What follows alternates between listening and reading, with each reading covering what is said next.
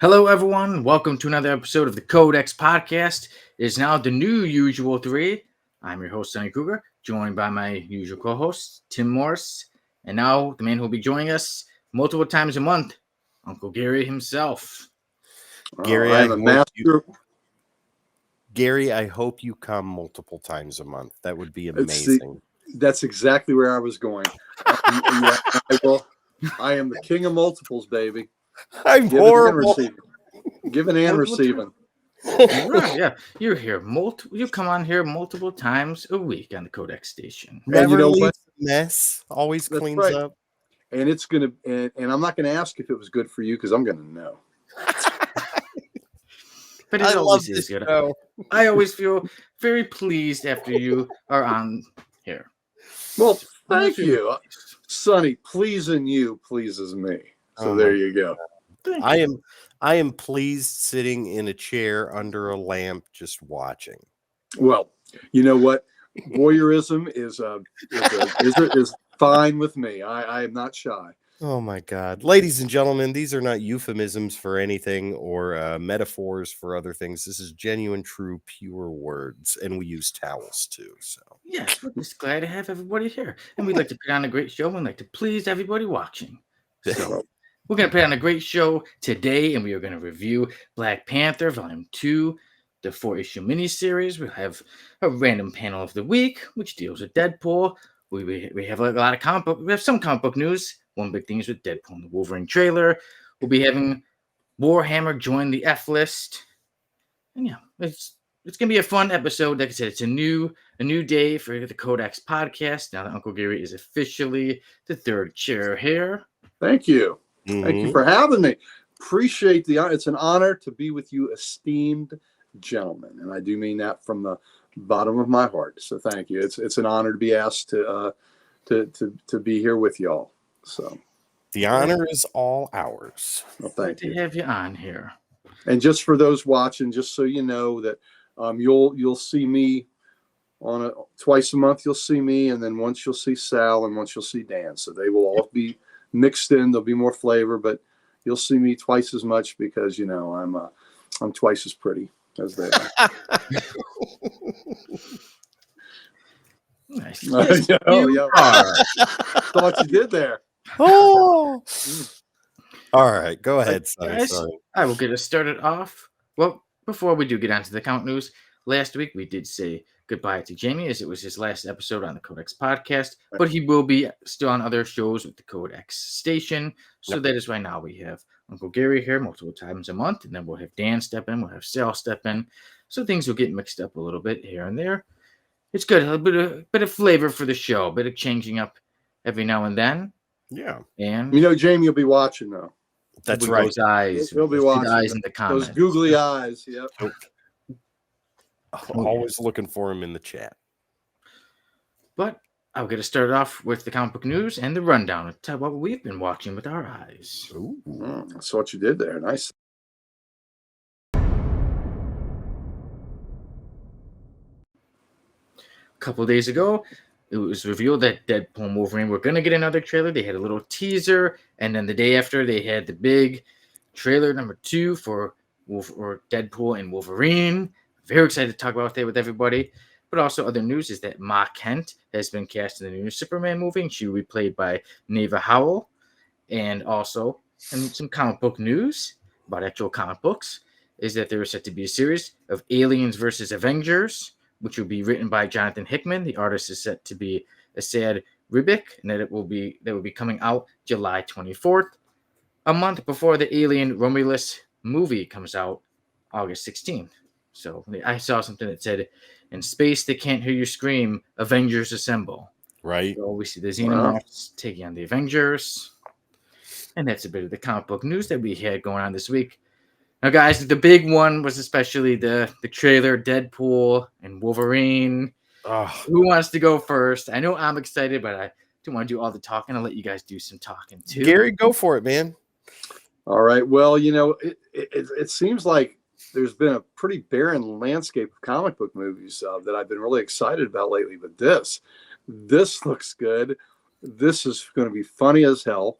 they are heavily leaning into that R rating. How many F bombs did they drop In the trailer, in that trailer? So I Oh. mean, they are letting you know that this is not going to be kid friendly. And how many damn kids are going to see go. this? Yeah, let's effing go. Yeah, yeah. And what did he say at the beginning? F off, lady. He tells Hey, hi, me, Peanut. Yeah. yeah, hi, Peanut. And then, yeah, he had some erectile claw whiskey problem, evidently. So Wolverine's over 40. Yeah. yeah. Oh man, just funny. The of course, I know the Rob Liefeld inside joke is tremendous. All the Easter eggs in that. Oh, trailer. yeah. Oh yeah. So I guess we got Cassandra Nova as the villain. Yep. It looked like, and then and I still think there's a whole lot of cameos and stuff that they are not revealing, and I hope that's the case. In the trailer, where they showed the corpse of Ant-Man, you see Azazel and Lady Deathstroke. Yeah. Oh, Yeah. I always like it because of the trailers going by, and then later you see online and people were pointing out, like I said, like Deathstroke is Azazel. Yeah. I got as much, that all was funny, and then the very little end piece where they're talking about cocaine and all the different things. White girl interrupted. White girl yeah. interrupted. You want to build a snowman? Yes, I do, but we can't. Yeah. That was so funny. Oh my God. So this is and he what's his face? Not Jackman. Help me. Ryan Reynolds. Reynolds is such a great smart ass. Yeah. Oh my God. And he was in Wolverine Origins, the very first one, until they mutilated him, and he hated that. Yeah, he hated. But in the beginning of that, he was still smart ass and what you'd expect from Wade Wilson. Yeah. So it's kind of fun that he's got a full circle moment in that character, where he's come full circle in that character. Yeah, I'm excited about this trailer. This trailer had, like you said, Gary, this has me. Oh, hey, look who's here. Well, there we go. Hello, gentlemen, and Gary. Thank you. Gary. Thank you, Chris. Appreciate that. Yeah, we've been. It's all he can do in every role. Not necessarily. If you watch the one where he's trapped in the coffin for an hour and a half, that one is pretty good. Yeah, the trailer, it looks fantastic. I am super excited for this. I can't wait to go see it. I'm going to go see it before I take my kids. My kids are old enough to where they understand those kind of jokes and stuff like that. But I love the little Easter eggs in the trailer, like the thing they jumped through. That was a Doctor Strange portal. Yeah. God, the Liefeld thing, I was cracking up when I saw that, when Wolverine stabbed Deadpool in the junk. That was that was great. That's gonna be a good fight. And if you noticed, the one scene they showed where them two were fighting, it was exactly choreographed the same way from Spider-Man 1 with Tobey Maguire. I just saw a thing saying that online. Yeah. Like, that's pretty funny. Shot for shot, it looked great. Snoop, I stand corrected, and that movie was awesome. Yep, you know what I'm talking about. I can't remember the name of the movie, though. If you remember the name of the movie, throw that in there. Yeah, and it wasn't that long of a movie. It was kind of a short movie. Right? Yeah. But I heard, like an hour and a half. Keith here says, I think it's safe to say Kelsey Grammer's Beast is showing up in this, since he was already in the Marvels and Deadpool 2. Hey, that's a good thought. I don't know if he will or not, but I hope he does, because he was. Yeah. What was the recent Marvel movie where he was at the end of it? The Marvels. The Marvels. Yeah. But yeah, I'm excited for this. I can't wait. Marvel has had a lot of misses as of recent with movies. Their first big hit, like before, is with X-Men 97. That thing is on a steamroll through, and it's so good. And that's what I hear. Yeah, Deadpool and Wolverine looks like it's going to be something like that. Yeah, I don't want to get too excited, but it was one of the best trailers I've ever seen. And if Deadpool and Wolverine is not, so the movie's called Buried. Yeah. If it's not one of my top 5 favorite superhero movies, then it didn't live up to my hype, because I'm super excited for it. I have really, really high hopes. He said, I love Wolverine. I love Deadpool. It He looks even awesome. tore the sleeves off. Yeah, he's Yes. find the yellow outfit. I've been The waiting yellow a long time spandex. to see that. Yeah. The yellow spandex, live action, even do just a whole thing. It seems how Deadpool. It's violent. It's funny. It's got great cameos, great characters. They always know how to put in the perfect songs for the soundtracks too. Even Like a Prayer. by Oh Madonna. my The God. views are gonna go up. After hearing it, I was like, I gotta hear that song again. And all the I comments. went and listened to it after I watched the trailer. Same here, and all the comments were about Deadpool brought me here, and it was just all the comments were lines from Deadpool and Wolverine. So Oh my that God. song will definitely see a spike up, but yeah. So, and then also too, I would say one thing about Cassandra Nova, who is being played by Emma Corrin, they were in the show Murder at the End of the World, and so very good actress. But I will say Cassandra Nova in the comics was very ugly. So I was like, they should have done some makeup because Cassandra Nova was, like I said, certainly an ugly character. Yeah, it does look like the Hulk 181 costume. Yeah. That's right. Oh yeah. And I like that, the classic yellow and blue. That's wonderful. I wonder where we'll see the mask. I think at some point he may put it on. We will. We'll see it. Yeah. Oh yeah, and Jamie is not here. Maybe it wasn't last week, but to say in your face, because he was like, remember, I think he'll be in there 5 minutes. I think it's safe to say Wolverine will be in the movie more than 5 minutes. And I'm very happy to say that. If they're naming the movie Deadpool and Wolverine, I think it's a great bet that he's in it more than 5 minutes. Yes, so just like other and movies, Tango and Cash, Turner and Hooch, Bonnie and Clyde. There you go. Yep, there you go. Ant-Man and the Wasp. Yeah, the Wasp, who Evangeline Lilly, who was an extra on Smallville for 3 seasons before she got big. Yeah, but so I'm super excited for Deadpool and Wolverine. It's one I definitely want to see soon at the theater once it comes out. Like, I don't want to let too much time go because I know people are going to be throwing those spoilers out and all the cameos. They're going to be talking about each cameo. Did you see so and so here? Oh, what about that? Yeah. That's the only thing that's going to suck about it is people are going to be jerks and try. No, we're losing. Yeah, they always do that. I got to see a movie last week on the big screen that I'd never seen on the big screen before, and it was pretty good. It was The Good, the Bad, and the Ugly. Ooh. Great Clint Eastwood movie, first of his spaghetti westerns, and to see that on the big screen and that great score, that fantastic score on that movie. Oh, man, it was so good. Do you remember who did the score? Good. Was it Ennio Morricone or no? Yes. Yeah, it was. Sonny, that that is amazing. Yes, you're right. Winner, chicken dinner. And one of the great previews I saw there's a Kevin Costner Western called Horizon coming up. So be excellent to each other, Snoop. Be excellent. Most excellent. Excellent, yeah. All we are is dust in the wind, dude. Dust, wind, dude. So, dudes, I'm sorry. All good dudes, all excellent. So, what do you think about some of the other news? Ma Kent casting and the Aliens vs. Avengers. Anything with them? I think the Ma Kent stuff, we can talk about that for a quick second because there's not much more to it than that. James Gunn casts Martha Kent for the upcoming Superman movie. This is from CBR and the article is written by Jeremy Dick. And it says here, Superman writer and director James Gunn has cast his Ma Kent after it was announced that Pruitt Taylor Vince will be playing Jonathan Kent. It's been revealed that Neva Howell has been cast in the role of Martha. If you don't know who Neva Howell is, she has been in movies like Fever Dreams, Logan Lucky, and Diary of a Wimpy Kid, The Long Haul. She has also had roles in TV shows such as The Originals, The Resident, and Ned's Declassified School Survival Guide. This is going to bring her career or her popularity sky high. Very much so. I think she's been in more stuff than that, but she looks perfect. She looks amazing. But there are a lot of people that never heard of her. That is also true. but they may have never heard of Neva before, but they'll know her now.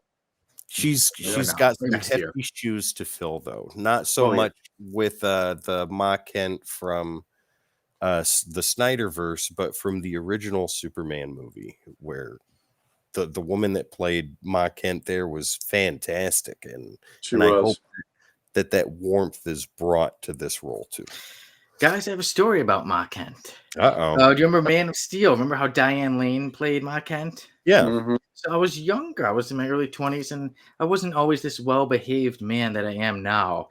So I was with some friends, and I was at the theater, and they show Ma Kent, and then there was a certain very handsome man in the audience who said, "Take it off." Oh my God. Yeah, I was like, who said that? Yeah. Was that you, Sonny? I looked around. I was like, not saying anything. I have no idea. You said take it off? Is that what he said? Yes. Somebody said it. Some very, very handsome man in the crowd said it. Said take it off? Yeah. Did she comply? Did she hear you through the magic of the screen and do that? in Unfaithful. In the movie Unfaithful. Listen, I think I fell in love with Diane Lane in Streets of Fire. Oh, she was amazing. Ellen Aim. Oh man, she's a fantastic actress. She is. She is very great. But I'm with you on Unfaithful. I have seen that movie, and it's special. But it's definitely a special one. Yeah, she is not unfaithful in her performance. No, yes, she was very faithful in that. At least there was. And look, we even got some comments. We got a whole Diane Lane discussion going on here. Snoop, ever with the great comments. Yeah, she's so hot. She's so wonderful. So I'm assuming both of you have seen Streets She was of Fire, in right? Judge Dredd. Yes, she was. Lord, in Streets of Fire where yes. where she gets on the train and Cody is going to take her, out of town, blah, blah, blah, and, get her out of danger. And he knocks her out. He just cold cocks her, knocks her out. Wow. I took my kids to see that when they were probably, I think, early 20s, and they hadn't seen it before. And the reaction I got from them, I was pretty surprised. They laughed. They howled with laughter when he slugged her and knocked her out. And he handed her to the manager, said, take care of her. I'll be, and he went back to deal with Willem Dafoe, with pleather wearing Willem Dafoe. I think I'm going to have to give that movie another watch. It's been a long time. That is a great movie. Oh, it's, if you can go to an Alamo or something when they play it in retrospective, it is such a fun, pure 80s, wonderful. And Walter Hill, who directed that, wanted that to be a trilogy. And he was very disappointed that it didn't have the great, box office appeal. Yeah. Oh, yeah. So good. Well, here, Sonny, let's go ahead and go over Aliens versus Avengers. Yeah, like I said, speaking of fun things, to me, I think that story of Aliens versus Avengers will be more of a fun story, right? It's aliens fighting Avengers. And they were saying, that Jonathan Hickman was even saying, you might be like, wait, the aliens are used to fighting people, and how are they really going to fare up against, Captain America and Thor? But they, he did say, hey, we figured out a way to make it seem like it's better and it all goes along with the story. So for me, I think it'll be a fun story, not a must read, not like, oh, it's going to touch my heart. Maybe, who knows? Maybe I'll be in for a surprise, but I think more of a fun story. I hope it is mass casualties from first page to last page of the entire series. I would love to see that. Certain characters I think would or could survive would be Black Panther. These are more ground level. Spider-Man, I think, could do it if he were on that team. Captain America, maybe. Iron Man, I think, will get toasted once the acid eats through his armor. Oh, you could have Blasphemy. You could have the acid eating through Cap's shield and have everybody lose their... Oh, that'd be a pretty cool cover. Like, imagine that cover, just seeing the shield and it's melting. Yeah. Wow. Would it melt adamantium? I don't know. Hey, that's something. Maybe we'll see. I'm excited about it. This is the type of fun popcorn summer event that I want to see, right? The massive game-changing events hold no weight to me anymore because nothing ever changes, or at least very little. They don't have long-lasting effects. But stuff like this, that is what if stuff. This is a popcorn fest all day long. That's why JLA versus Godzilla versus I was Kong getting ready to is say, yep. so amazing, because it was exactly what it was made to be. And Aquaman's got Godzilla chained up by a giant chain at the bottom of the ocean. right, and it was so great. Punisher versus, or not Punisher, Wolverine versus Predator was Very good. great because Just it's fun, wild suck fest. Well, Yeah. with the xenomorphs, don't they take on the properties of whatever their host is? they So can, yeah. so if they have a powerful Avenger that they Yeah. infect, or Marvel character that infects, whatever comes out is going to have some aspect of that character's power. Yeah. Snoop, here we go. Remember when Cap Shield was a vibranium adamantium alloy? Yes. Wow. Yeah. Yeah, I'm excited for this. I'm gonna read. I'm gonna enjoy every minute of this. I can't wait for it. Nice. They'll come out July 24th. Perfect. Turn the air conditioner on, get a soda, and lick your fingers as you turn the pages, Oh, ladies and gentlemen. Have a good time. That's how you do it. Just eat, enjoy your comics. That's Turn the right. pages. Cheetos on the Cheetos. Yes. Anything, the messier the better. Get carrots and ranch and just be haphazard as you read. I like chocolate. Ice cream. Good, perfect time for like ice cream sandwiches. Wonderful. Yeah. Make sure it melts. You're talking Dan's language now. There you go. I get those ice cream. But yeah, me too. I always have ice cream. I need like at least 10 ice creams in the house. Or we start hitting like there's 8 bars left, 7. I need to go to the store. You get into a hoarding situation then? I don't think so. I think I'm good. But my memory is like we have way too much. I'm like, we're running low. We're running low. Do we though? Can you ever have too much ice cream? So No. if you've got 8 Well, left and she eats one, do you give her side eye? I'm usually pretty open minded. Like, okay. But what if you're down to 4 and she eats one? Oh, then I'm like, all right, we need to go to the store very, very soon. Nope, we're having no company over, right? Okay, then I can make it a few days, a couple There of you go, days. But You no don't have company. to share those with anybody. No company. We can't risk anybody having the last 4 or 3. They didn't earn your ice cream sandwiches. They can go get their own. Exactly. That's right. There's an ice He's cream like John truck somewhere. Jones and his Chacos. That's right. Yeah.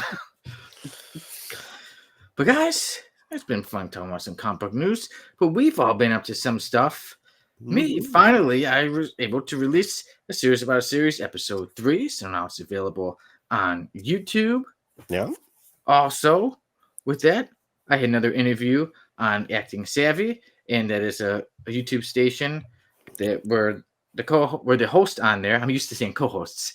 I was the guest, so the host on there is Angelica Traeger, who is the lead female in a series about a series. She's the one who plays Dorothy. So she interviewed me. We talked a bit, usually about the episode, but there was a bit of talk about the CODEX podcast and the CODEX station, because about reviewing, and we did mention how she asked like advice, and I did say, because she's like, oh, sometimes people, they get nervous, they get like one bad review or something, and people want to quit and be done. And I said, on the CODEX podcast and all stuff with the CODEX station, we do reviews all the time, and I did say sometimes it's all opinions. Someone may love something, the other person doesn't like it, and also we sometimes come across stories with people we're fans of, and we don't care for that story. It doesn't mean we hate that person. Just sometimes that story didn't work out for us. So That's right. I get to do some talking about that, and that's available on YouTube as well.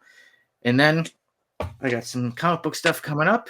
I was able to get my C2E2 pass 3 days. Nice. So anybody, if you're going to C2E2, I, Sonny Cougar, from the CODEX station, will be there all 3 days. Not too sure what time I'll get there. Usually don't get there when it opens, but I'm looking to be there once it closes. Don't get kicked out till Sunday. Don't get kicked out till Sunday. At least get 2 days in before they throw your ass out. Yeah, but I'm on the hunt for some things there, though. I know that's what's going to get you thrown out.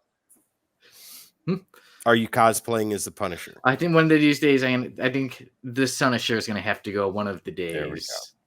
So making me the Sunisher go in there. Do you have amputee love? Do you have vegetable lovers?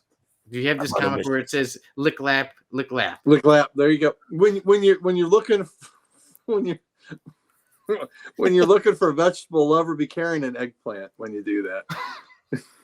By the way, do you have vegetable lovers? Yeah, that's right. Thank you very much.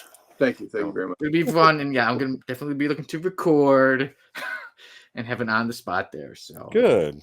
yeah, hopefully I can last all 3 days and not get kicked out before. There you go. Yeah. And then, of course, the Codex station has a lot going on. Like we did say some changes, obviously, with this show. Yep. We mentioned a little bit earlier that now that Jamie is gone from the Codex podcast, he still will be on the Codex station on other shows and videos. And Uncle Gary will be the man who will be taking his place multiple times a month. But also, we will be seeing Dan and Sal step in from time to time, about once a month each. And, of course, there's always plenty of shows from the Codex station. For instance, tomorrow, Comic Character of the Week. Who is it? Yeah. Gary, do you want to reveal that, or do you want to make people wait? Well, I don't know, Shay. I think we can tell them who it might be. Ooh, okay. Sounds a little Creole to me. Yeah, I think he's a little Creole, he steals a lot of things, and he steals a Southern belle's heart. I know that. Ladies and gentlemen, remember his name, for it is Gambit. You will see him on Comic Character of the Week tomorrow night at 9 o'clock or 10 o'clock? I think it's 9. Yeah, we started at 9. Yeah, right. 9 p.m. Pre-show at 8:30. There you go. Yeah, it's going to be awesome. It's going to be amazing. The Cajun cooking guy. The Cajun cooking guy.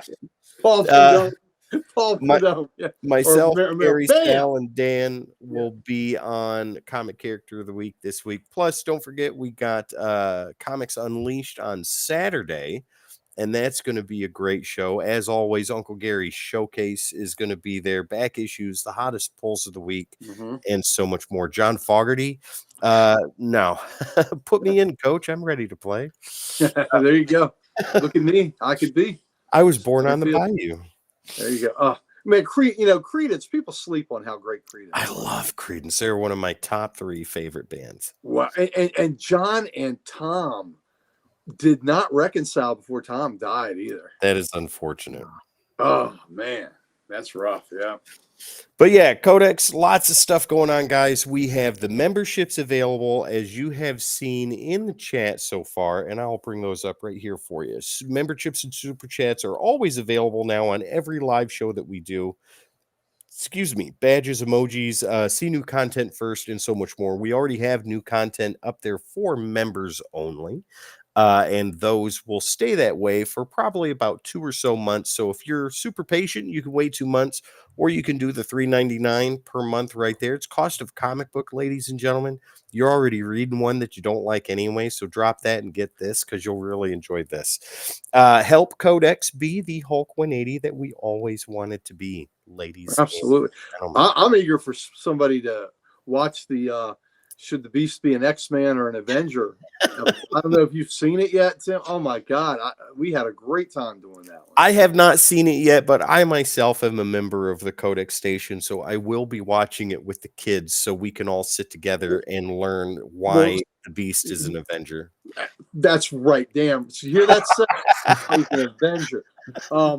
And it was just a blast to us. I don't know who's going to edit it, but I already did. It's up there. You already did? So you watched it?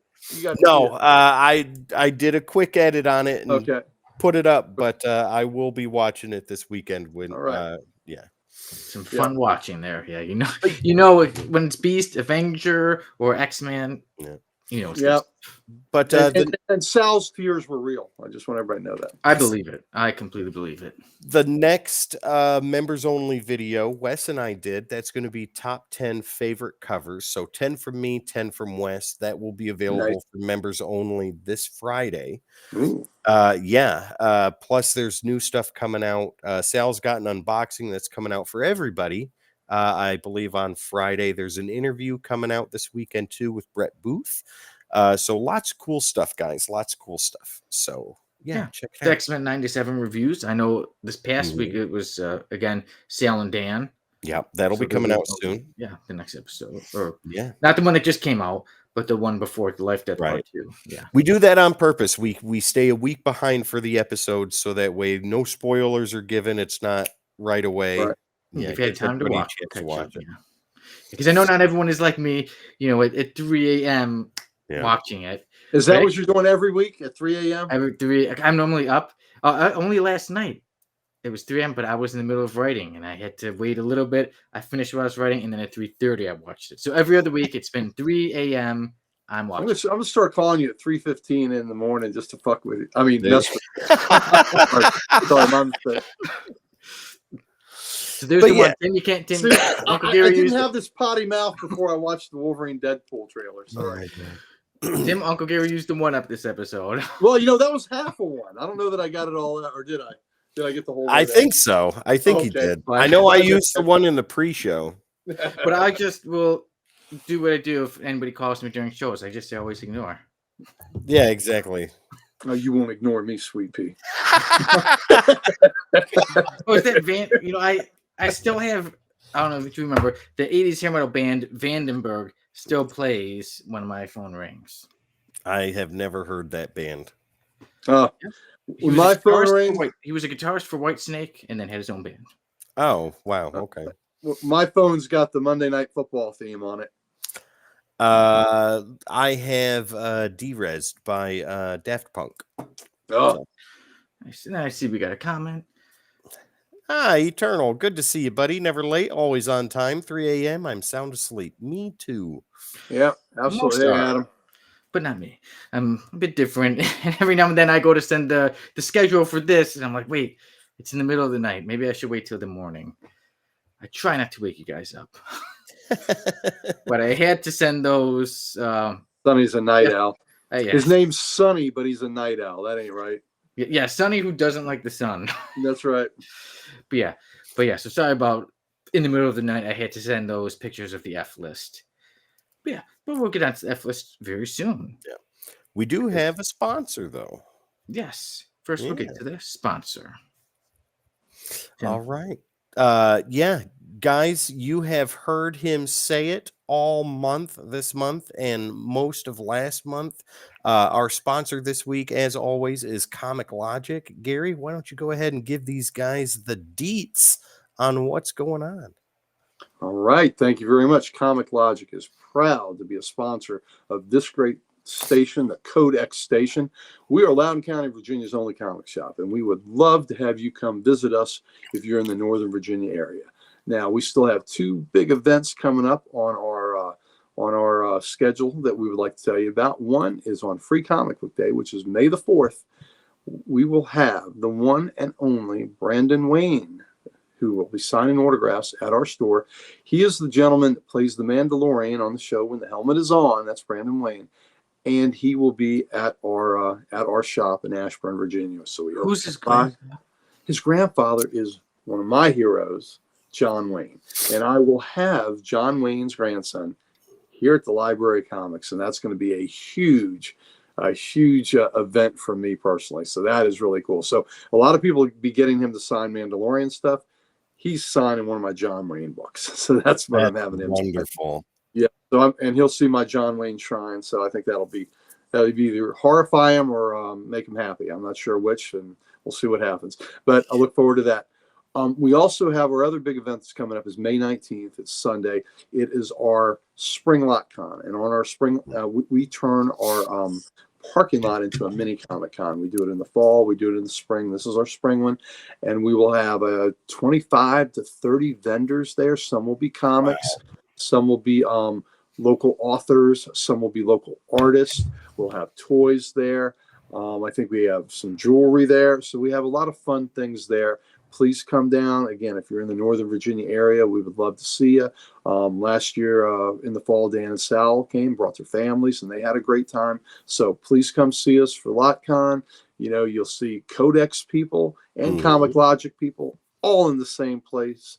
I don't know what could be better than that. So please come check us out. There you go. Ladies and gentlemen, Comic Logic, Loudoun County, Virginia's only comic book store. Head on in there and have a great day. Wait, what happened on April 20th with Comic Logic? Oh, yeah. Well, that was our, yeah, I didn't mention that because that was past, but I appreciate that. That was our anniversary, our 9th anniversary. And we had some nice little mini bunt cakes for people that came in, and we wanted to thank them, and we greeted people, and we had a 9% sale all day on everything. So for those of you that came by and said hi to us, we appreciate you very much. And for those of you that didn't, we look forward to making your acquaintance in the future. But thank you for asking, Sonny. No problem, and congratulations. Thank you. 9 years, and hey, next year the big 10. Oh yeah, I know we got to go big on the 10. So that Yeah. now the work begins. What the hell are we gonna do for 10? There you go. You've got a year to prepare, but that year will go by fast as life does. Yep. Oh, Yeah. Mhm. thank you, my brother there, old Snoop. He was been in that shop on numerous occasions. Thank you, sir. Yeah, and Snoop said Comic Logic is an awesome shop. Mm-hmm. I must agree. So yeah, everyone check it out. Yeah. All right. And now, everyone, let's check out this random panel of the week. It's dirty. It's wonderful. And there we go. It's Deadpool talking to Death. And Deadpool says it's really big, though. And it's going to be really hard to pull off. And Death actually speaks. And she says, that's what she said. For Death never speaking, look, when she speaks, she definitely says something pretty memorable. I'm guessing Death is watching The Office. I love it. I didn't think she had a sense of humor. I'm not too surprised. Not too surprised, I gotta say. Well, she does have a humorous bone, so maybe you're right. There it is. There we go. She also has a funny bone. That's right. And with this, I looked it up. I found out this image because I was like, did Death really say that's what she said? And it is the truth. It was in Deadpool, the 2008 volume of Deadpool. It was in issue number 50. Wow. Issue number 50 of Deadpool from the 2008 series. That's Death actually said that's what she said. In a Deadpool book, that does not surprise me one bit. Oh, yeah. It wouldn't have surprised me if he bent her over and boned her. Because she's made of bones, that's why, right? Throw me a bone, Death. Throw me a bone. What's the Andrew Dice play? Old Mother Hubbard went to the cupboard to give her poor dog a bone, but when she bent over, Rover took over and gave her a bone of his own. Whoa! Boom! Boom. Take that! Boom. And, see, you're able to say no swearing. See? There was no swearing. No. Yeah. That was a Get out of here! dog and his owner. That's right. Oh Lord! And before Deadpool said that, he was giving her Deadpool was giving Death the usual, I can change, because she said, how she can never, how Death can never get Deadpool, right? Because he doesn't die. And he said, I can really change. I'm working on it. I can change. And then he said that, Is that the only thing she said in the whole issue? I believe in that issue that was the only thing she said, because I think she wasn't too much in the rest of it. But yeah. Wow. That was the one thing she said. A woman of few words. That's right. Yeah. Very few words. Because there was a time, every now and then, there's been quite a few issues where Death doesn't say anything. For a while, I was like, does Death ever speak? And then oh, yeah, okay, she does. But yeah, so yeah. There you go. I think for all of Infinity Gauntlet, she was silent. I believe so too. Yeah, I don't think she said a single word. Yeah, and when she was first with Thanos back in the when he was first turned to stone, I guess it was either an Avengers annual, about 7 or whatever, or the Marvel 2-in-1 annual. I don't think she spoke in that either. Yeah, he just courted her, and she existed. She was there, never spoke. The silent treatment, and he loved it. Yep, kind of like the Ghost of Christmas Future, right? Never speaks. There you go. Yeah. But you know who does speak, and he doesn't have any nice things to say? It's our F lister. Mm-hmm. So let's get on to the F list. Ladies and gentlemen, get ready for this. Oh, here we go.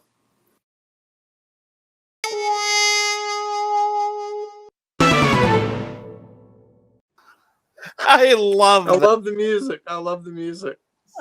Here, and it goes perfect with the F list. So today, joining the F list is Warhammer. That guy. Yeah. Oh, but he's got a hammer. He's got It looks like leather on. Barely, I don't even know if you'd call that a shirt. Look at that. He's got his That's here, a suspenders. little ponytail. Yeah, he's got suspenders, some bun here, got a little ponytail, and here he is. Yeah, with some others. Yeah, and then there's that. And there he is. Yeah, when he's fighting Meteor Man, and yeah, there he gives Meteor Man a big old punch. There he is, right You there. got a glowing hammer. The glowing hammer, and then also his glowing fist, and there he is getting punched. Oh, I had to find a picture of this guy getting punched. Yeah, Oh he my really God. got punched. His neck was almost about to fall off. right. So, Tim, I know you were telling us earlier that you've been spending a lot of time thinking about this man. And it was- tell us Yeah. his origin? So it was all based off of this picture right here. So, ladies and gentlemen, this is the villain team known as the Leather-Bound Inaugurators. You've got to be making that up. I am 100%. That is perfect. That is 100%. The Leather-Bound Inaugurators, ladies and gentlemen, they are an 80s synthwave neo-pop band from 1982 to 1989. And Meteor Man just so happened to see them play at a venue called the Tough Luck Festival one time before he became Meteor Man, ladies and gentlemen. However, all these guys with Warhammer in the back, he was the drummer, right? And the other three played various instruments, but they weren't any good. They didn't have any neo synth. They didn't have any freeze pop or synth wave or anything like that. They were just a terrible band. And one day they decided that they were going to rob music venues of the door money so that way they could pay for a good producer. And then this is next level origin.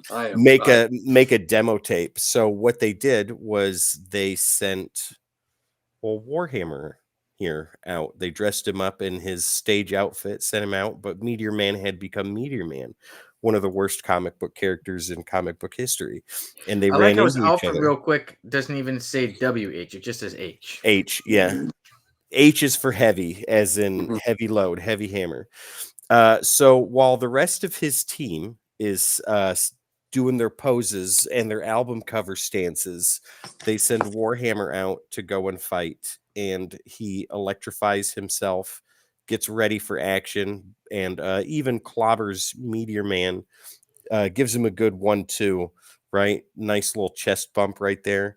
And then a good kapow. And then with the boo of the crowd, right? The crowd that had surrounded them, they realized that they were still shit. And he was caught between a rock and a hard place. And then got defeated by bad reviews. Oh, man. That's There you in go. depth. I like that. All right. Good. All right. I have an alternate version that's not as in depth as Tim's, Ooh.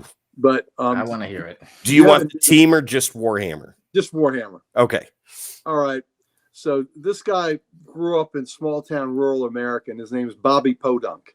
And he grew up. He grew up and he became a blacksmith by trade, and he couldn't do anything else, but he made just enough money to buy enough steroids. Then he never met a steroid he didn't like. And God. He shot himself up so much. He was in the blacksmith shop hammering out he was like making swords for cosplayers. And as he was hammering out swords, he was high. He had injected just as many steroids as he could, and he got struck by a bolt of lightning that came through the window and then energized him and his hammer, and he became Warhammer. So that's Tim's is much better. I just love the name Bobby Podunk.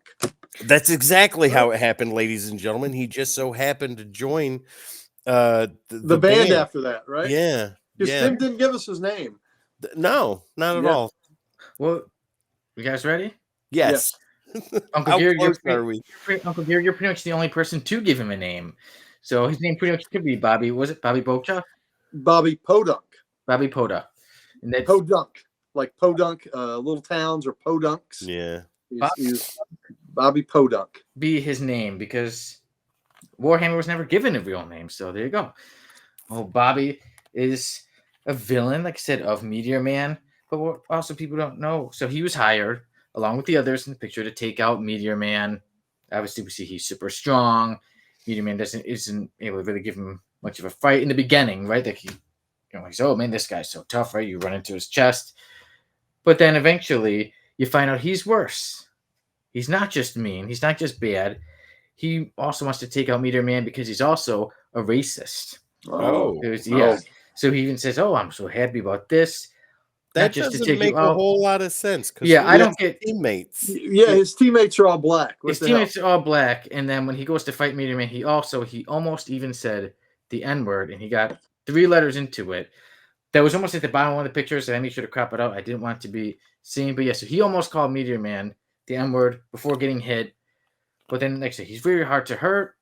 But eventually, Meteor Man's enemy comes along, Simon Kane, and even Simon Kane doesn't like Warhammer. So Meteor Man and Simon Kane, who hate each other, decide to team up to take on Warhammer because they hate him so much. Oh wow! But Warhammer's like, oh, I'm still so tough. I could take both you guys on and headbutts them.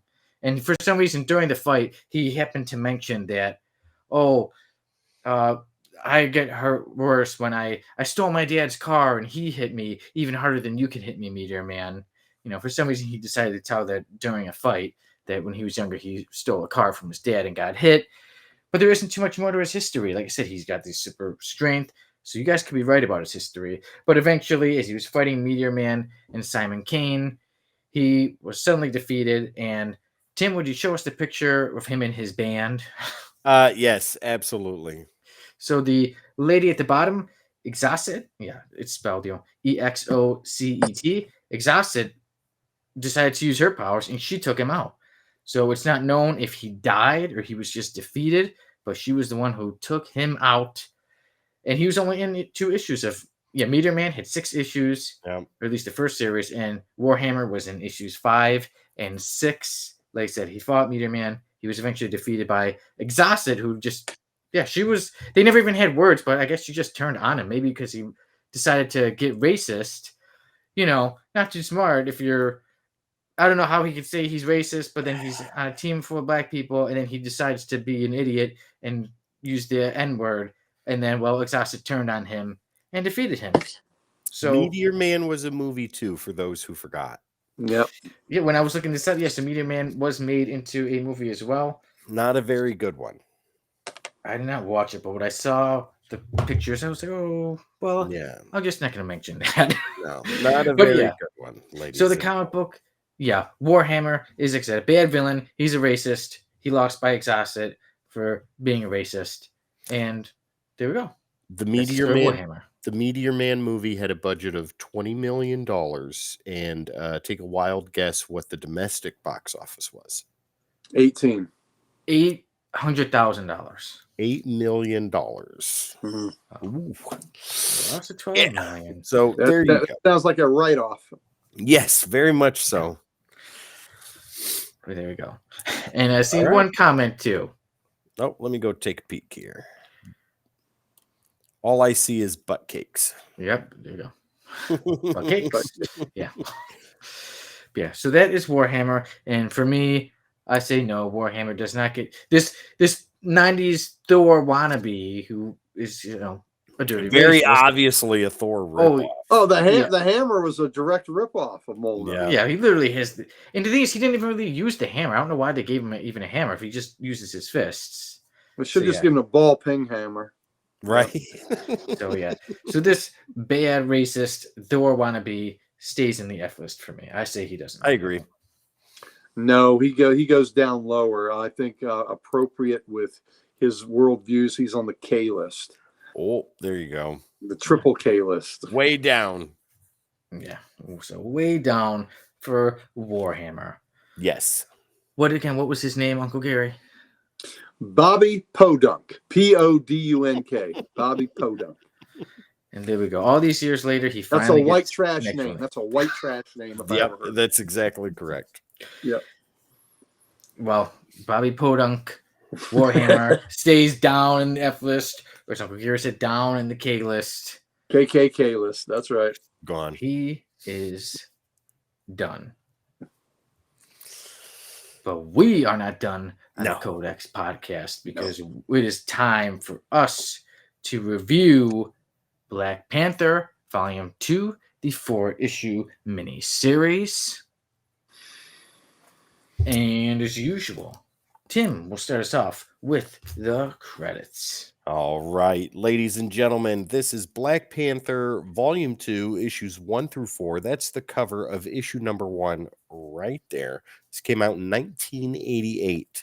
Written by Peter Gillis with pencils by Dennis Cohen, inks by Sam De La Rosa, colors by Bob Sharon, and letters by Rick Parker. Okay, I'll give us a little run through of part of the story. So we start off, we see Black Panther, T'Challa, who is in the jungle in Wakanda, and suddenly 2 Black Panthers turn on him. And so he must fight them. He does, he defeats them, but now he's wondering, why did the Panther spirit turn on him? Because the Panthers are not supposed to go against him. So even his people in Wakanda are starting to question, wait, they turned on T'Challa, does he not have the Panther spirit anymore? But at this time, we see in Azonia that Azonia is the neighboring country to Wakanda. To the south. To the south. Yeah. Think South Africa. So it is very very behind country, and there's a lot of racism, a lot of segregation going on in this country.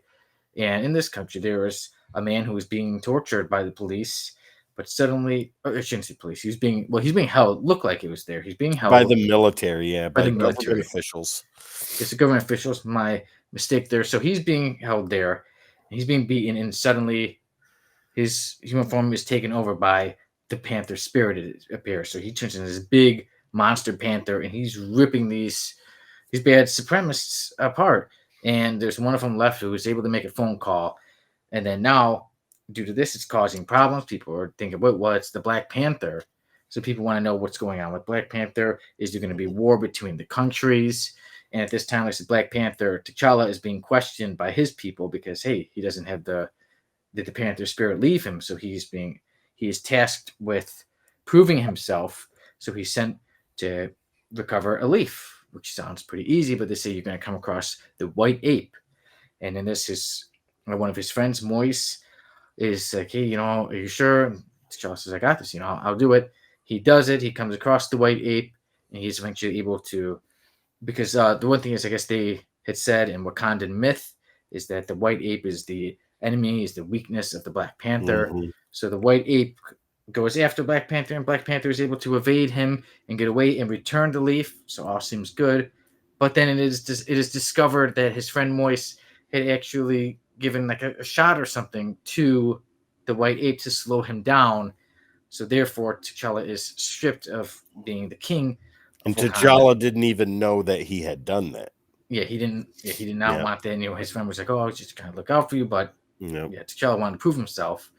So then, at this time, and it's only because of the Panther attacking the people. The Panther is also attacking more people. Like there was a reverend talking with the governor, a racist reverend, who was talking about that things should be separate, but the governor was saying like, isn't that not so right to separate people? But the Panther spirit just brutalized and killed both of them and was really killing a lot. And like I said, at this time, people keep thinking, oh, it's the Black Panther, it's T'Challa. So there is a bit of war going on in between, there's a bit of a race war going on, and it's really getting bad. And there's a lot of, like in war, many innocent people are getting killed as well. There's even a part where you see a woman, she's holding her dead baby. And then with this going on, General Morbex, he brings out his group of supremacists for issue 2, and they are a bunch of F-listers. Truly, there was Vortrekker, who looked horrible. There was White Avenger, but bunch of Warhammer. Yes, Warhammer on our F list would definitely fit in with this group.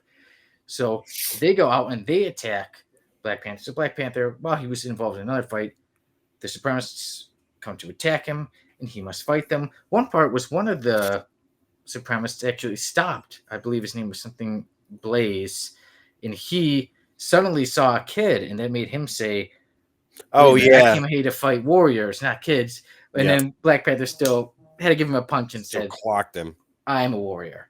So Black Yeah. Panther takes them out, but there's still a lot more to go on because Black Panther has to deal with General Morbax, who is playing a bomb. He wants to blow up Wakanda. He wants to bomb Wakanda, and also Black Panther has to prove himself. T'Challa has to prove himself to be Black Panther, to be the true king of Wakanda, and he knows, and it is inevitable that one day he will have to battle this Panther spirit.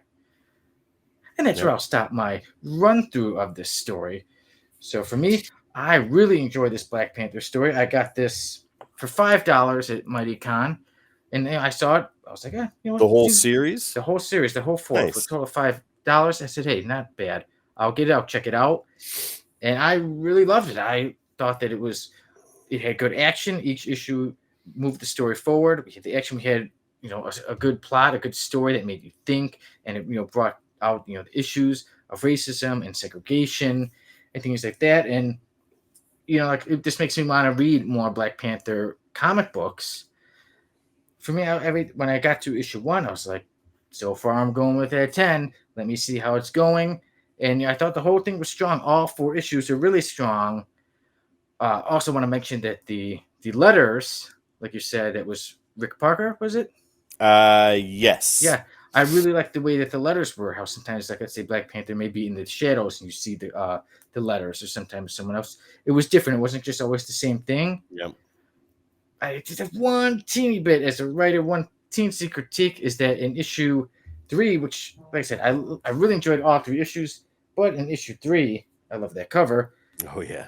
I found multiple parts we're starting off and as opposed to just saying in Wakanda or over here. It was like and in Wakanda and in this and there's so many ands. Yeah. And then there's a character named Little, and he when T'Challa and Malika were together and he needed some information, and like Little was the one who was like, oh, I need your Avengers ID for this. I caught a mistake in his spelling. So normally it was spelled Littel, and then one part later in the issue it is spelled like the regular way, Little, Little. So for me, with the little bits, I'm like, I can't give a perfect score when there is little bits of mistakes of the constant ands and misspelling a character's name. But for me, Black Panther Volume 2, the 4-issue miniseries, I absolutely love it. I highly recommend it for everyone to check out. And I, Sonny Kruger, and the CODEX podcast or the CODEX station give the Black Panther Volume 2 miniseries a 9.9 out of 10. Wow. I absolutely love this story. Like I just couldn't, because the little mistakes. But this is one I've enjoyed going over it. I've enjoyed revisiting it.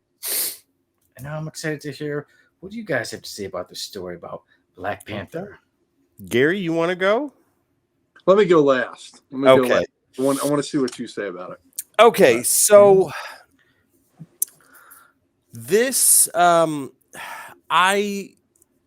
when I have read Black Panther in comic books, it's always been as a supporting cast or on the particular issues when he is the main cast, right? But most of the time he's on a team book or he's in a big event book or it's a what if book or something like that. So I don't really dive too deep into his solo series and stuff like that, not because of a dislike for the character, but just because of a lack of ability to do so sometimes. Or I'm more focused on other characters like Spider-Man or Iron Man or Captain America or other things like that.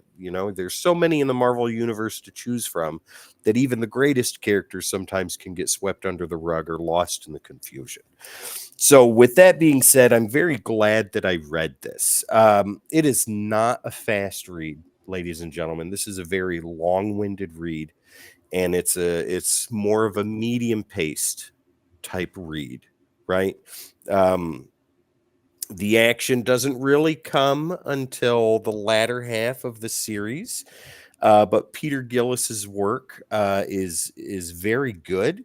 There's a lot of messages in this book: racism, apartheid, Mhm. finding oneself, discovering who you truly are, what you really believe in, and do those beliefs hold you down, or do they allow you to be the type of person that you can and want to be for your people, right? Whatever that may be, family or a nation or whatever the case. In that aspect, Peter Gillis tackles a lot of positions in 4 issues, hence the long-windedness. That's not bad, though. That's really good, and I think he does a very, very good job with the results that he comes up with for all of this.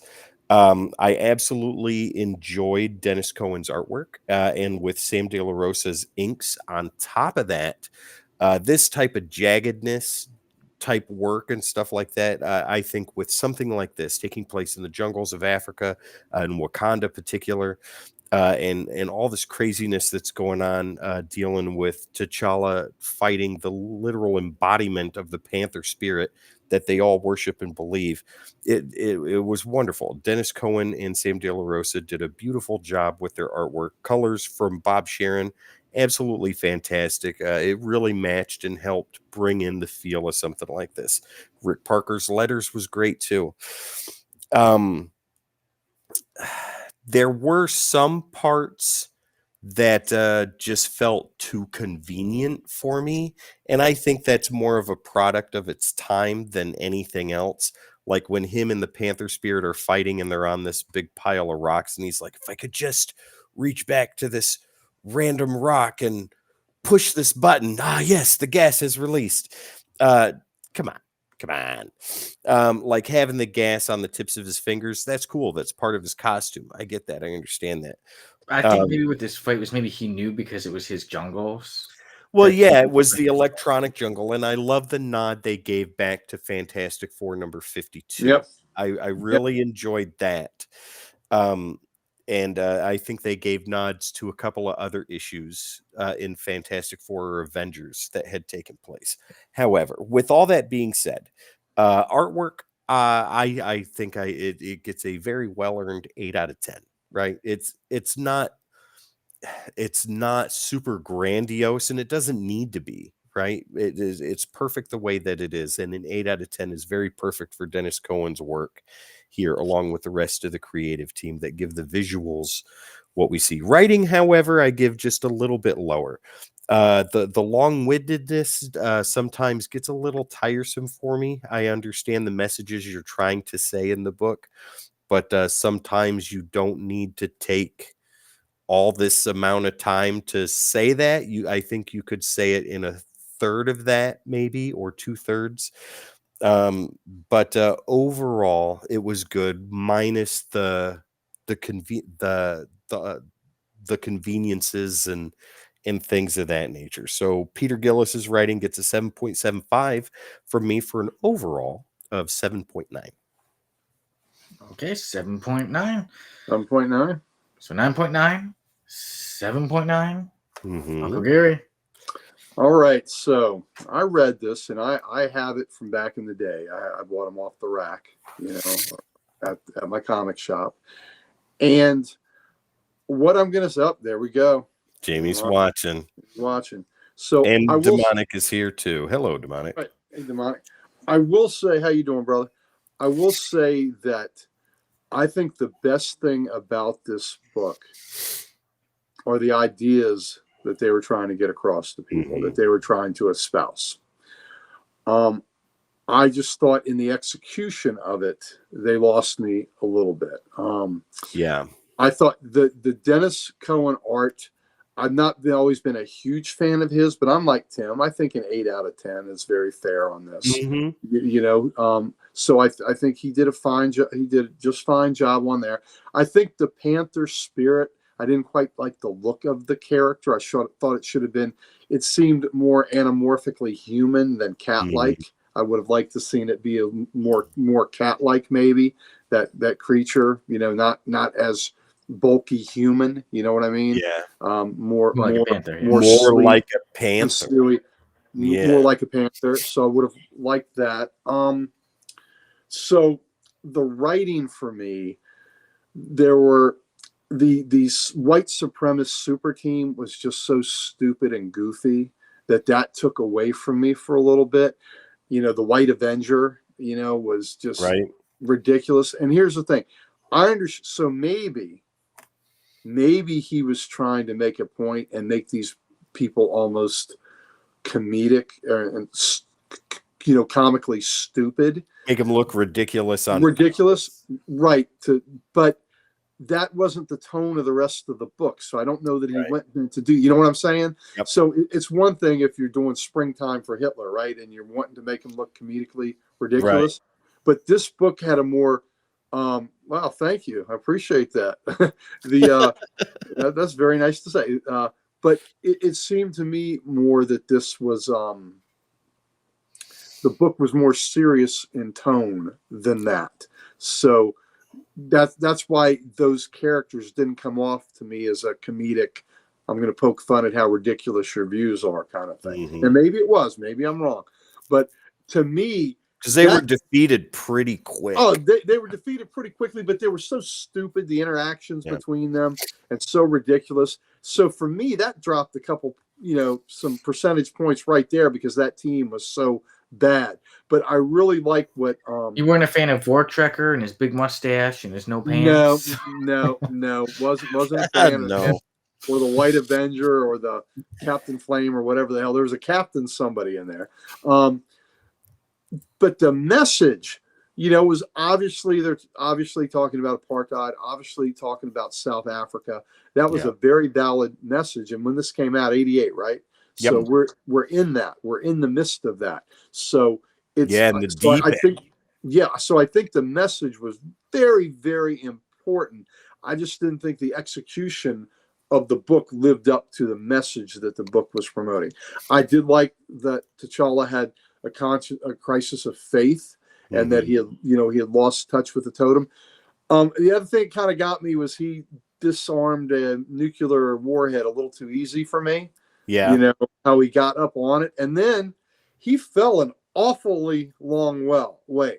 And for a guy that doesn't have the powers you would think that would survive a fall like that, that kind of, I guess that kind of took me out of the story just a little bit. And I know here I'm talking about believability when we regularly read characters who can fly and are gods and do all that, but there's a point. But to me, there's a limit. That was a bit far. So again, what I like best is the message behind this and the dignity in trying to give that message, and T'Challa's choice that he had, because part of it was kind of heavy, where do you encourage people to rise up and throw off your oppressors at the cost of so many of them getting slaughtered, right? By heavier firepower and all. That is a very deep, complex conversation. So I just think where the idea was a 10 out of 10. The idea was a 10 out of 10. I think the execution of it brought it down for me.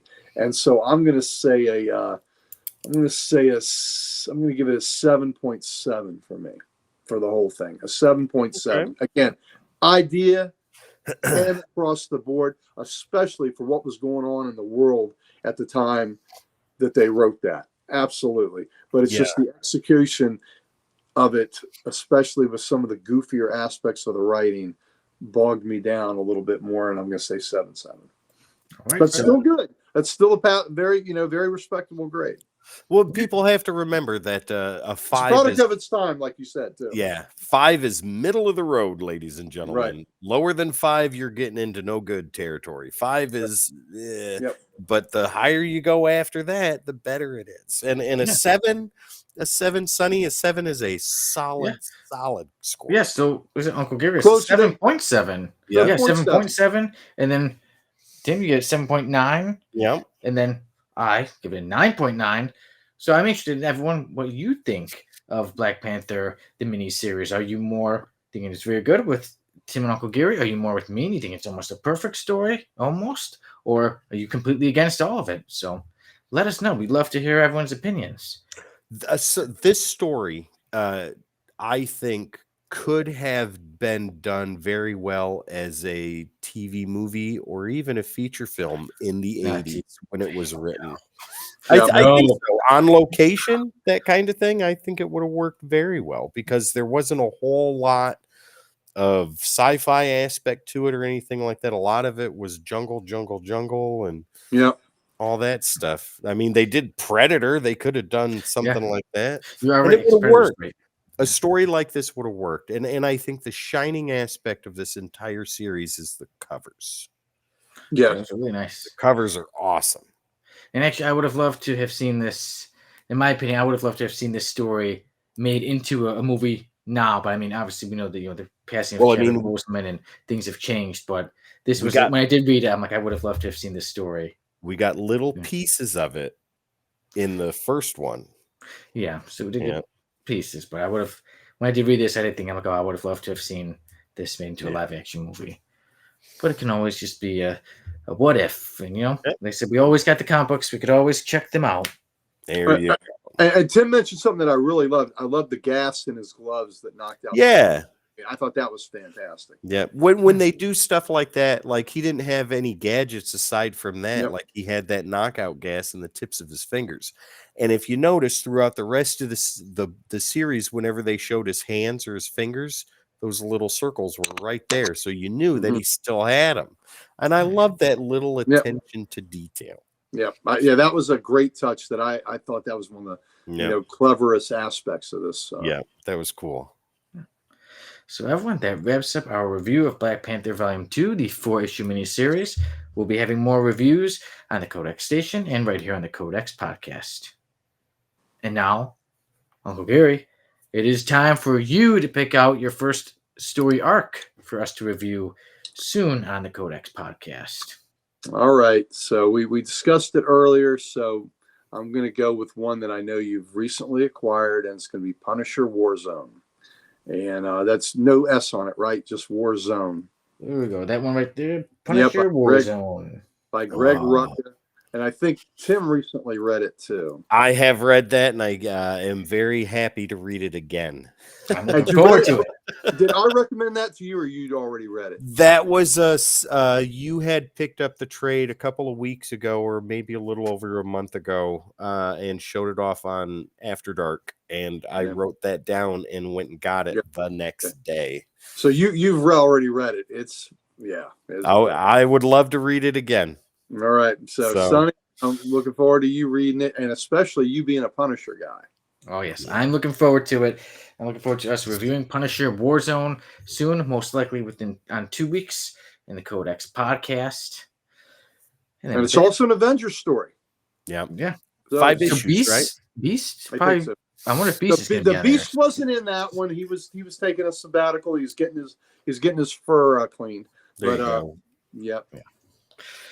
But yes, everyone, I see with that, we can wrap up this episode of the Codex Podcast. We've had a lot of fun. Uncle Gary, we're glad to have you now as a normal member on the Codex Podcast. Then we got to do reviews. We got to have normal's relative. We know a lot of fun is our way ahead. We'll see a lot more fun with you. I'm a ton of fun, baby. And next in fun, hey, speaking of fun, I'm going to be having a lot of fun. It's C2E2. I got a 3-day pass. So anybody, if you're in the Chicago area, if you're at C2E2, feel free to look out for me because I will be there all 3 days, Friday, Saturday, Sunday. Feel free. I'll be walking around, so I won't have a booth or anything. But if you see me, feel free to talk to me. There you go. We could have an informal poll on when people think what day and what time they think Sonny's going to get kicked out. So, yeah, because I will be on the hunt for books like Vegetable Lover and Amputee Love. Oh my God! So when Sonny is going around to every stall asking for Vegetable Love, this is and when he's very excited about it, this is what get him kicked out. C2E2. Yes, and you could even defend me. You could say yes, it's a real comic. He's not joking around. Just watch this many episodes of the Codex Station, and you'll see for yourself. If Sonny comes back with this episode, if he comes back with that book, it's going to make my day. Oh my God! Oh my God!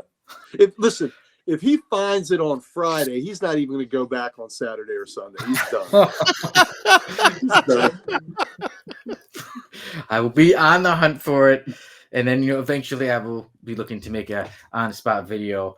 Hopefully, Oh I've my got a lot of God. material. Like I said, hopefully I don't get kicked out. But like I said, if I'm about to Mhm. get kicked out and you're there, feel free to jump in and defend me to say he's not joking. That's a real comic book. It's a real book. And I he's don't a know real who this boy. guy is. He's looking for That's a real amputee book. love to get him out of here. Sonny, it's a real book, and Sonny's a real boy. That's right. I'm a real boy. My nose is not growing right now.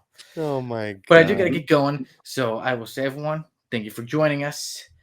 Enjoy your week. Enjoy other shows coming up this week on the Codex Station. And I will see you all on another episode of the Friday Codex at the Podcast. door. Friday at the door. He's out at the early bird special. Yeah, he, doesn't that's even done. he doesn't even get on the showroom floor. I Damn. will sneak in. Like the Black Panther, I will Oh make my. my way in.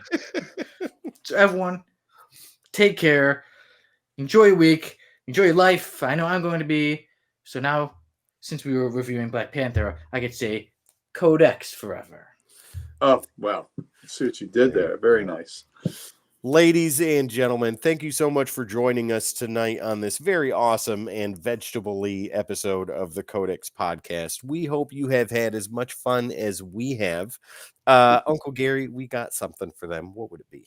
Oh, man. I've told you this before. Here at the Codex Station, all the hosts you see before us, we have all the socials. And we would like nothing better than to give them to you. There you go, ladies and gentlemen, your favorite social media platform and where we're live streaming right now. Make sure to hit the like, share, subscribe, and follow. That is the best way, the greatest way to help a podcast, a station, an event like this.